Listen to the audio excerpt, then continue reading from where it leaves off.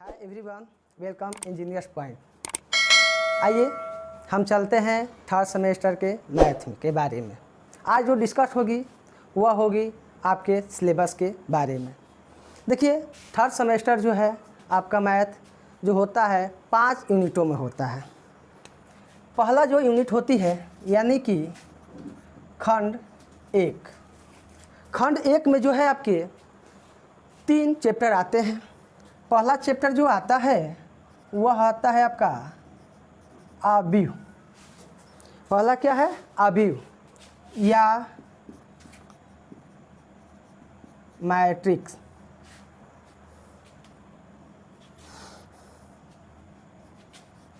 अवयव यानी कि पढ़े हैं क्या होता है? मैट्रिक्स। दूसरा आपका जो आएगा वह होगा इसमें प्रारंभिक पंक्ति यानी कि प्रारंभिक पंक्ति। देखिए, इसमें दो चीज़ें हैं, एक है प्रारंभिक पंक्ति और दूसरा है स्तंभ रूपांतरण यानी प्रारंभिक पंक्ति रूपांतरण।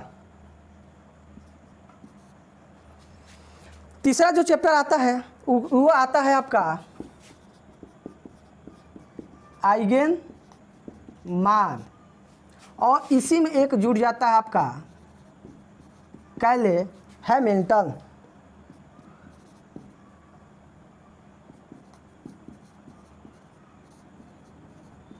प्रमेय। हमने क्या बताया? हमने बताया कि जो आपका थर्ड सेमेस्टर का जो मैथ होती है उसमें आपके 5 यूनिट होते हैं। पहला यूनिट में क्या आपका आएगा? तो पहला अवयव यानी मैट्रिक्स आएगा। दूसरा क्या आएगा? वो आएगा प्रारंभिक पंक्ति रूपांतरण। देखिए, एक इसमें और भी है जिसको बोलते हैं स्तंभ रूपांतरण। वह जो है आपके सिलेबस में नहीं है, ओनली वन जो है केवल आपका पंक्ति रूपांतरण है। तीसरा जो आता है वह आता है आपका आइगेन मान या कैले हैमिल्टन प्रमेय। यह आपका क्या हो गया? खंड 1 का हो गया। खंड 2 में देखिए क्या आता है। अब चलेंगे खंड 2 में।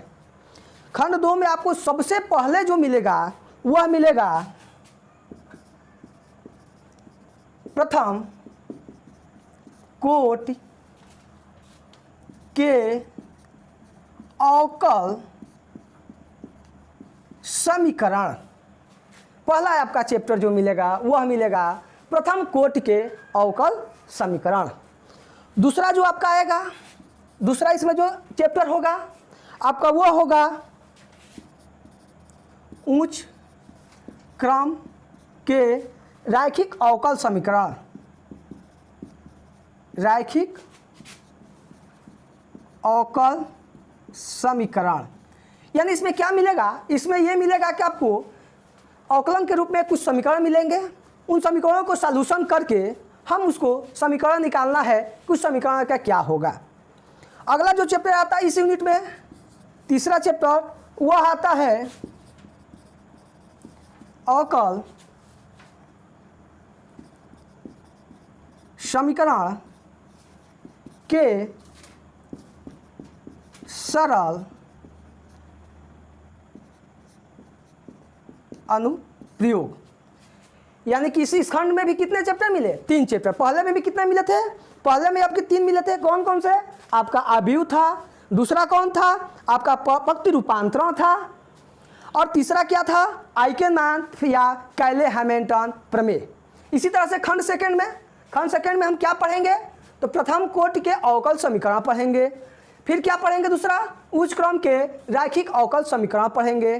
फिर तीसरा क्या पढ़ेंगे? अवकल समीकरण के अनुप्रयोग पढ़ेंगे। उसके बाद हम पहुँचेंगे खंड 3 में। देखिए, खंड 3 में यानी तीसरे खंड में क्या कौन कौन से चैप्टर आते हैं आपके? तो तीसरे खंड में आपके जो आएंगे वह आएंगे 2 तथा 3 चरों के फलन। पहला चैप्टर होगा 2 या 3 चरों के फलन। यानी हमको पहचानना होगा कि यह कौन सा है, यानी वृत्त है कि दीर्घवृत्त है कि अति परवलय है। इसको हमें समीकरण दिया रहेगा, उस समीकरणों को हम सॉल्यूशन करके हम पहचानते हैं कि यह कौन सा समीकरण है। अगला इसमें बाबू सबसे इम्पॉर्टेंट चैप्टर होता है, वह आपका चालू होता है आंशिक अवकलन, यानी कि पार्शियल डिफरेंशियल, आंशिक अवकलन। ये बहुत इंपॉर्टेंट चैप्टर होते हैं। इसके बाद जो अगला चैप्टर आपके आते हैं इस यूनिट में, वह होते हैं जैकोबियम। कौन सा चैप्टर? तो जैकोबियन।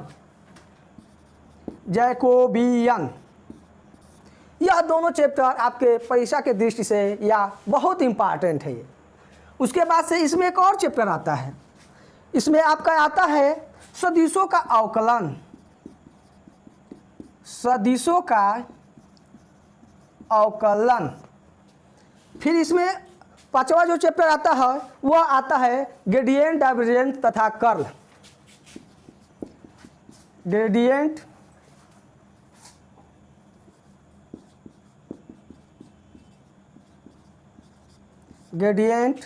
का है ग्रेडियंट, डाइवर्जेंस और क्या होता है? कर्ल। देखिए आंशिक अवकलन, जैकोबियम और ग्रेडियंट कर्ल तीनों जो है आपको एक ही पर आधारित मिलेंगे। जो आंशिक का है वैसे ही जैकोबियम का होगा, उसी के आधारित पर आपका डाइवर्जेंस, ग्रेडियंट, डाइवर्जेंस और कौन सा? कर्ल होगा। इसमें जो अगला चलते हैं छठा चैप्टर, वह होता है सदिशों का समाकलन। यानी कि हमें कोई वेक्टर के रूप में दिया रहेगा, उस वेक्टर के रूप में हम उसको क्या करेंगे? समाकलन करेंगे। अब किसके सापेक्ष समाकलन करेंगे, कैसे करेंगे, वह जब चैप्टर चालू करेंगे उस अवस्था में बताएंगे आपको।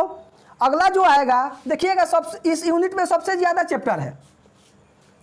क्यों? देखिए पहले में क्या था? 3 चैप्टर था। कौन कौन से चैप्टर था? तो पहला आपका अभिव्यू था, दूसरा क्या था? प्रारंभिक पंक्ति रूपांतरण द्वारा था, तीसरा चैप्टर क्या था? आपका वो था आइगन मान तथा कैले हैमिल्टन प्रमेय था। 3 ही पहले यूनिट में था। दूसरे यूनिट में क्या थी? दूसरे यूनिट में भी 3 ही था। प्रथम कोटि के अवकल समीकरण था, फिर क्या था? उच्च क्रम के रैखिक अवकल समीकरण था। उसके बाद से जो आपका तीसरा था वह था क्या? अवकल समीकरणों का अनुप्रयोग। लेकिन इस चैप्टर में अभी देख लीजिए, इस चैप्टर में अभी तक कितने आ गए हैं? तो 6 आ गए हैं। अभी और बाकी है। कौन कौन से? 2 या 3 चरों के फलन, उसके बाद आंशिक अवकलन है, उसके बाद है जैकोबियम है, उसके बाद अगला चैप्टर है सदिशों का अवकलन है, पांचवा जो चैप्टर है ग्रेडियंट है, डाइवर्जेंस, कर्ल है, उसके बाद छठा चैप्टर है सदिशों का समाकलन। फिर इसमें आगे चलेंगे, आपको जो 7वां चैप्टर मिलेगा रेखा, पृष्ठ तथा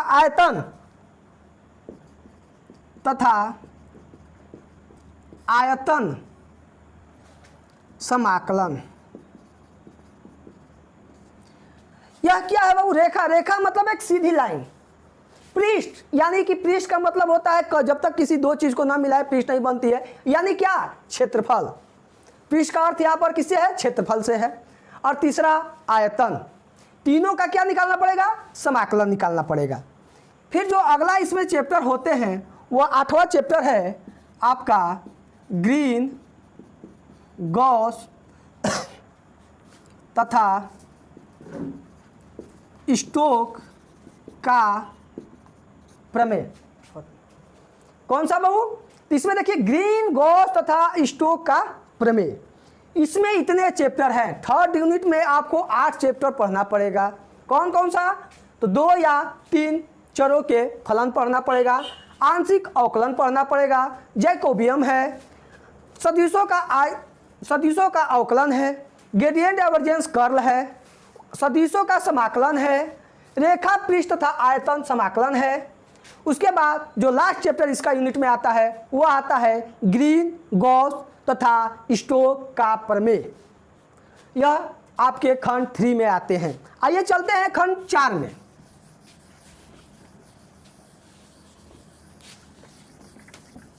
आइए देखते हैं खंड 4 में कौन कौन से होते हैं। खंड 4 में आपको केवल 4 चैप्टर हैं।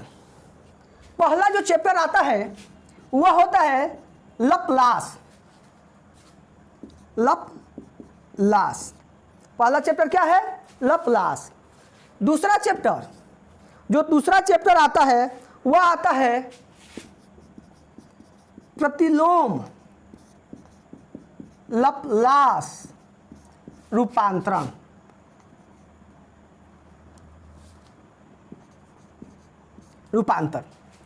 लैप्लास प्रतिलोम लैप्लास रूपांतर, यानी कि यह कैसा होता है? तो जैसे आप पढ़े होंगे अवकलन, अवकलन का उल्टा समाकलन होता है, उसी तरह से लैप्लास जो होता है इसका उल्टा प्रतिलोम लैप्लास है। नाम है प्रतिलोम, प्रतिलोम मतलब उल्टा, प्रतिलोम इज उल्टा। आपका क्या हो गया? लैप्लास। और रूपांतरण, यानी कि जो लैप्लास दिया रहेगा उसी का हम क्या करेंगे? उल्टा करके हम बनाएंगे। चलिए उस चैप्टर में बताएंगे कैसे बनाते हैं, कैसे क्या करेंगे। अगला चैप्टर जो चलता है आपका तीसरा, वह है beta gamma function. Beta gamma फलन। तीसरा चैप्टर कौन सा है? तो आपका बीटा गामा फलन। जो और इसमें एक और चैप्टर है वह है आपका फोरियर रूपांतरण। कौन सा है? इसमें दो चैप्टर देखिए कि मिलेगा, फोरियर, फोरियर एक मिलेगा रूपांतर, तथा इसी में एक और मिलेगा फोरियर श्रेणी। यानी पहले हम क्या पढ़ेंगे कि फोरियर रूपांतरण के रूप में पढ़ेंगे, फिर उसे पढ़ लेंगे तो उसके बाद कैसे इसकी श्रेणियां बनाई जाती है वह आपको हम बताएंगे। यह आपके यूनिट 4 में 4 चैप्टर है। पहले यूनिट में कितने मिले? 3 चैप्टर। दूसरे यूनिट में 3 चैप्टर। तीसरे यूनिट में कितने मिले? आपके 8 चैप्टर। और थर्ड यूनिट में कितने मिले? तो आपके 4 चैप्टर। अब आते हैं हम लोग लास्ट यूनिट में, जो 5वां यूनिट है। कौन सा यूनिट? 5वां यूनिट। इस यूनिट में सबसे पहले जो मिलेगी आपकी वह मिलेगी प्रायिकता। क्या मिलेगी? प्रायिकता। अब प्रायिकता का ही अलग अलग पार्ट है इसमें, कि अलग अलग पार्ट के रूप में बनाएंगे तो दूसरा जो मिलेगा वह मिलेगा आपका द्विपद, द्विपद सामान्य, द्विपद सामान्य प्रसामान्य है, तथा आपका पॉइजन बंटन, बंटन। यह है पॉइसन होता है, पॉइजन नहीं होता है बाबू, पॉइसन होता है। कौन सा? द्विपद प्रसामान्य तथा पॉइजन बंटन। और जो आपका लास्ट जो होता है इसमें जो तीसरा चैप्टर होता है वह होता है न्यूनतम वर्ग विधि एवं वक्र आसंजन। देखिए 5वां यूनिट में क्या है? आपका प्रायिकता है, उसके बाद द्विपद है, यानी कि प्रायिकता के रूप में दिया रहेगा उसको द्विपद में कैसे बनाएंगे। प्रसामान्य है, यानी कोई वक्र दिया रहेगा ज़्यादा हो जाएगा उस अवस्था में कैसे होगा। उसके बाद आएगा पॉइसन बंटन, यानी किसी बंटन के रूप में दिया होगा तो उसकी प्रायिकता हम कैसे निकालेंगे। और जो तीसरा है वह न्यूनतम वर्ग विधि, यानी कोई हमारा चार्ट दिया रहेगा, किसी वर्ग में वो बांटा रहेगा तो उस वर्ग को हम कैसे हम प्रायिकता निकालेंगे, हम इसमें पढ़ाएंगे। यानी आपको जो है 5 यूनिट बताए। 5 यूनिट में क्या बताया? पहला यूनिट में आपका 3 चैप्टर, दूसरे यूनिट में कितने हुए? 3 चैप्टर, तीसरे यूनिट में तीसरे यूनिट में कितने हुए? तो आपको 6 चैप्टर। उसके बाद से अगला जो यूनिट है, चौथा यूनिट है, उसमें 4 चैप्टर है। और 5वां यूनिट में कितने चैप्टर है? 3 चैप्टर है। हम लोग यही पढ़ेंगे। कल आप लोगों को हम शुरू से आपको पढ़ाएंगे पहला चैप्टर, यूनिट का पहला चैप्टर प्रायिकता यानी प्रोबेबिलिटी, पहला चैप्टर जो है आपका अवयव यानी कि मैट्रिक्स के बारे में कल बढ़ाएंगे। मैट्रिक्स क्या होती है, कितने प्रकार के होते हैं, उसका गुणन कैसे किया जाता है, उसका जोड़ घटाना गुणा भाग जो भी है कल उसके बारे में हम बताएंगे। इनवर्स कैसे निकालते हैं, सखंड कैसे निकालते हैं, सखंडज कैसे निकालते हैं। यदि पहले चैप्टर में आपको यही पढ़ना है तो कल जो होगा हम आपको पहला जो है चैप्टर शुरू से जो है अवयव हम चालू करेंगे।